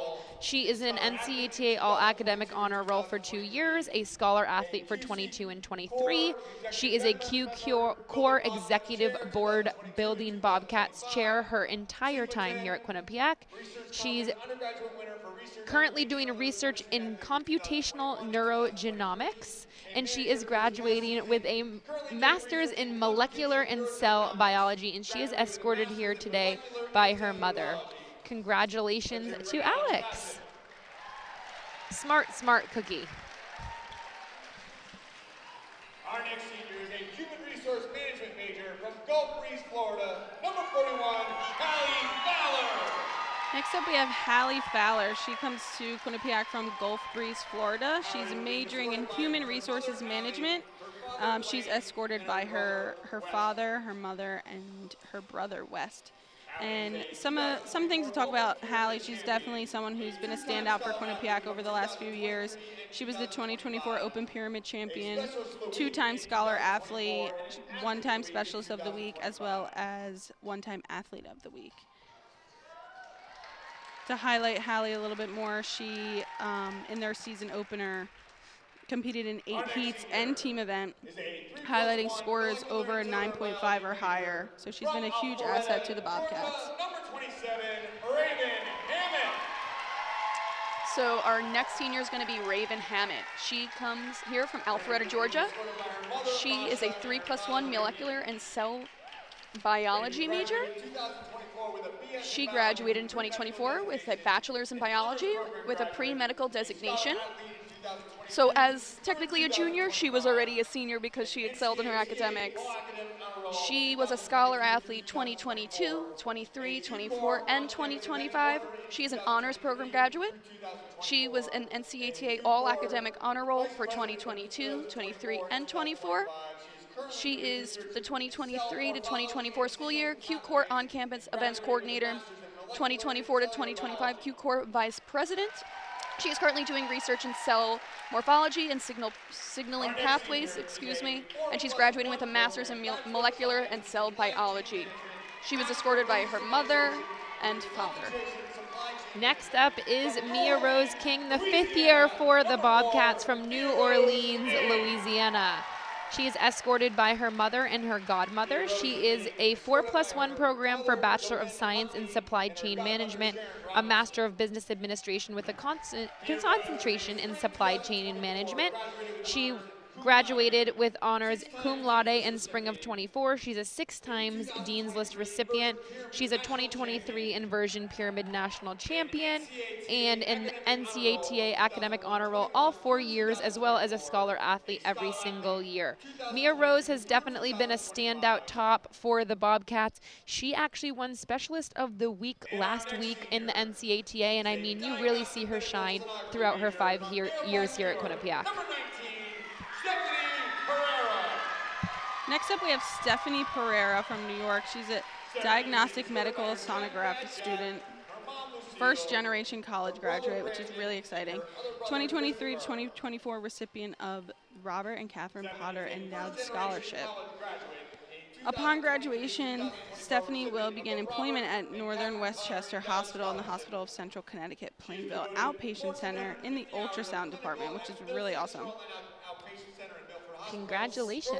Stephanie has also been someone we've seen on the mat a lot as a top. She really was a standout and a great addition to the Bobcats. So congratulations to Stephanie. She's escorted by her dad, her mom, her brother Brandon, and her other brother Christopher.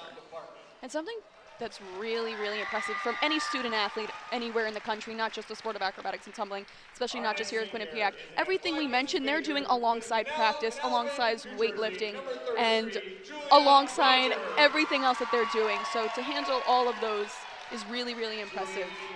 So our next senior is going to be Julia Rogers. She is from Manalapan, New Jersey. Her major is applied business. She was a Dean's List recipient for spring of 22, fall 2022, spring 23, and all throughout the rest of her college career. She was a scholar athlete in 23, 24, and 2025. She's escorted by her parents and her 2 sisters.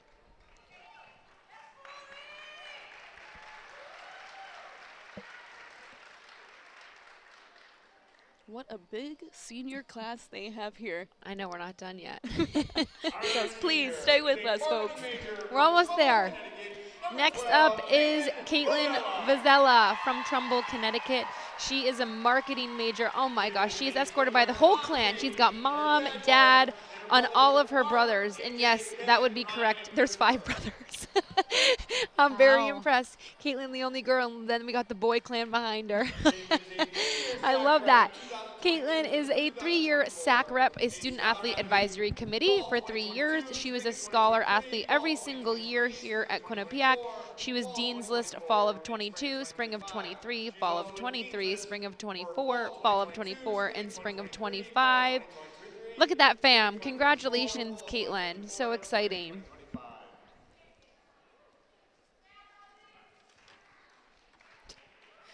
Gotta get everyone organized. Get everyone in the family photo. Practice this before you come out. Gotta make sure everybody can fit in the lens there. 6 kids. They're probably used to those family photos. Athletic training with psychology minder from North Attleboro, Massachusetts, Hannah Weinstock. And our last senior that we're honoring is Hannah Weinstock. She's actually one of the athletic trainers for the team. She is from North Attleboro, Massachusetts, and she's majoring in athletic training with a psychology minor. She has been on the Dean's List fall and spring semester all 4 years and is a part of the Alpha Eta Honor Society, and she is escorted by her mother, Gina. Congratulations to all those Quinnipiac seniors. Emotional day for sure. Very smart class, as we say every year, I would say, at Quinnipiac University overall, but just a huge congratulations to them, and what a class that they're going to have to recruit for. I mean, a lot of those athletes are involved in so many different ways, so super exciting for all of those seniors, and I wish them the best of luck once they graduate in May. And welcome to the club, the real world. Right after they take this group photo, we're going to come with you those team event scores that we mentioned earlier, and then the final meet scores from today. So while we wait for those, we can talk a little bit about the history of the Bobcats versus the Ducks. As we know, it has been a big rivalry, I think, within our years here. Up until 2018, I believe, we had never beaten the Ducks before, and I believe it was my senior year. We went to Oregon, and we were able to beat them for the first time in program history, which is phenomenal. And since then, we've definitely become more and more rivals and been able to compete with them. We're actually on a 3-meet win streak currently leading up to this meet, and their last matchup was on March 16th. They played at Oregon, and the Bobcats beat them out by just about 5 points. So I'm interested to see how this one plays out. Obviously, we saw how both team events panned out, mistakes here and there throughout the meet. It's definitely been interesting seeing the scoring come in, and it'll definitely be one I'm a little nervous about. I'm always nervous, though. And as 3 athletes who were on that 2018 team when we beat those Ducks for the first time, I can tell it was such a surreal experience. Yes. And it came down to team event, as it always does, and I think we can say for the last 4 matches they've had against them, it probably has. So I think a lot of these top 5 matchups that you see within the NCATA always come down to that team event. If you kind of do what you were supposed to do during those first couple events. But here they come, the team event scores for the University of Oregon and for Quinnipiac University. University of Oregon, 91.83. Quinnipiac University, 89.74. Oregon got a 272.30. And Quinnipiac 271.165. So that's what it really came down to for the University of Oregon. We'll take a look at the total scores here. By the Ducks defeat Quinnipiac University here by a final score of 272.38 to 271.165. And it really did come down to that team event, a 91.83 for University of Oregon and an 89.74 for Quinnipiac. So, you know, I think really the biggest difference from what we saw, at least broadcasting back here, was probably the fall and the little bit of acro bobble there that we saw, and then that start value that we talk about. But at this point in the season, for sure, they each only have a couple meets left, and then there's that NCATA National Championship that's going to take place April 24th to 27th at Augustana University in Sioux Falls, South Dakota. But you know, this is what you want. You want to be peaking at the right time, preparing for that national championship where it's the top 8 teams in the nation. And these 2 teams you will absolutely see there at that. So it's really important to just peep at that right time. And as much as the wins and losses obviously matter, the bigger thing here is these scores. A lot of these final scores are what go into our rankings when we go into the national championship. So this really is a big score for the Bobcats, and one of their higher ones, I think, this season. So it still has a lot of meaning, and I know they're upset about not pulling off the win and it being a senior day, but still there's brighter days ahead, and there's something to look forward to with that national championship and hopefully a rematch. Absolutely, and if I know both these coaching staffs and both these teams, that this is great. The meet's completed, but they have so much more to look forward to, as Emma mentioned. There's more competitions than nationals, so they're going to go back to the drawing board, look at some of those mistakes that they both made today, and really improve on them for their next competitions. And I think that's the biggest thing within the sport of acrobatics and tumbling is you typically don't have a perfect meet from start to finish.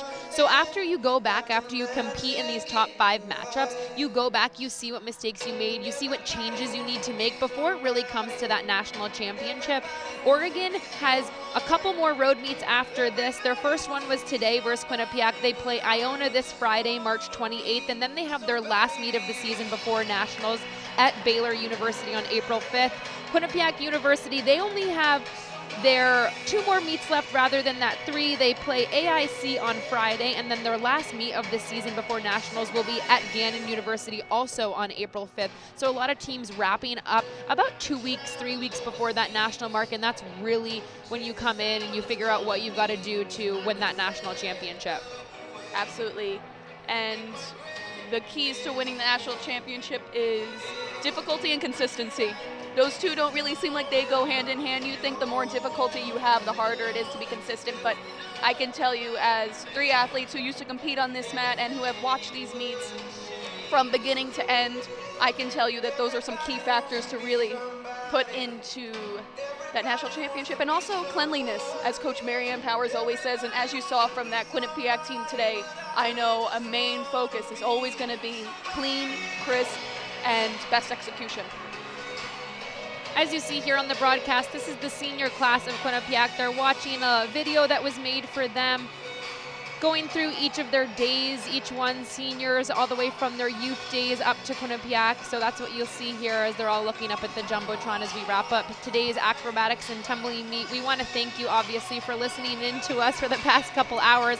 I will say, knock on wood, that was a pretty speedy meet. 3 o'clock and we're dusted and done. We went through senior day. Pretty impressive, I would say, overall, which just goes to the I would say the officiating from top to bottom, and then we come in and we do the senior day with 11 seniors or so. But I would say a lot of good things today to work from both teams. And, as we mentioned, there's a couple things to work on here and there, but that's how you want it to be as you head into nationals. And I think this is a good time for both teams to go back to the drawing board and, compare their scores from earlier in the season to now. What worked, what didn't, who else do they want to see out there, and kind of judge those scores and see what's going to be the best formula for when going into nationals. Who's going to put out the best score? What's been on the judges' table and has been better scored than other things. So there's still a lot of time to play around with things, but now's that time where you really got to focus in on what are we going to put out come end of April. Absolutely, and the speed of this meet really is a big kudos to both these teams because they both gave the judges not much to deduct there. So as Jenna said, these coaches are going to go back to the drawing board. And I can tell you, as 2 top 5 teams, they have a lot more skills in their vault. And they've got a lot more versatility that they can show on that mat. So, their next competitions, we might see some differences, some new skills and new people on the mat that they're going to try out and see what's going to best work for that national championship, that most important meet. Before we say fully bye to you, we're going to interview head coach Marianne Powers. So we're going to go grab her real quick as she's giving her hugs to so many different families. And then we're going to speak to her about just today what she saw overall, what she's looking for before she heads into the national championship, and obviously talk a little bit more about what these seniors meant to her.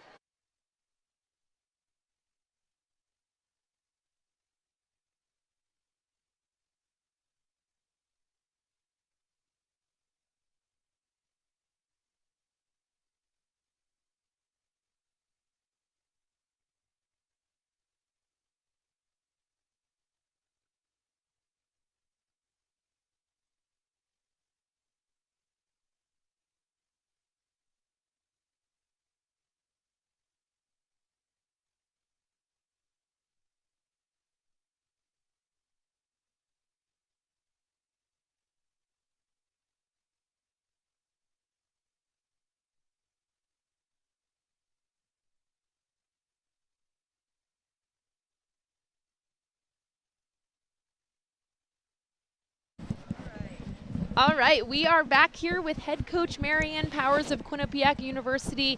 So, Mayor, we had a lot of feedback from today, both highs, both lows, things to learn from. But what did you see from your team today? That it's been a climb, and I love that. I love that every single week they tend to get a little bit better, and they keep on staying hungry, and they're doing everything I can ask of them. So I'm okay with that. I think we have some challenges, and we'll go back and hit the books on that one. Now you spoke about challenges, but what about changes? Anything in the next 2 meets that you think you're going to tweak, things you're going to look at when you go back to the drawing board? Yeah, I think what we can tweak is probably not going to happen this week. We only have 5 days. They're going to need a day of recovery here. But then after that, I think we've got a few things that we can do before we get to Gannon. And every single meet is an opportunity to make a change and to meet a challenge in a different way, to call another player up and say, hey, I need this out of you. Let's see if you can deliver. I believe we're going to have our start value up before we get to nationals by another 2 points. We've been holding back, and with good reason. We've got some sync issues we got to take care of, but they will. And overall, we noticed the biggest things we saw between Oregon and Quinnipiac today. Your cleanliness was absolutely incredible. It's something that we talked about, we've noticed, even when we were on the team all the way to now. You know, what are you telling the athletes every single time they go out there when it comes to every single event, whether it's acro or tumbling? Just, it looks so easy and very clean for a lot of these athletes. I work really hard on that. I really work, and I always have. I've always coached that way. It's a numbers game, and I want them to think they're looking in a mirror, and I have a lot of techniques that I do at practices, and then it shows up on game day, and people will call me and they'll say, what is it? And I say, I've learned from some of the best mentors that coached me over the years. So if you can open your heart to learning tape, anybody can have a game like that with clean. If you can learn how to freeze and squeeze, you're good to go. Freeze and squeeze. I got some new ones. I've got some new t-shirts saying. Anytime I feel bad about my posture, I think of you. Yeah, well, Freeze and squeeze. There's a little bit more than that this year. You'd love those. All right, and we saw there those seniors.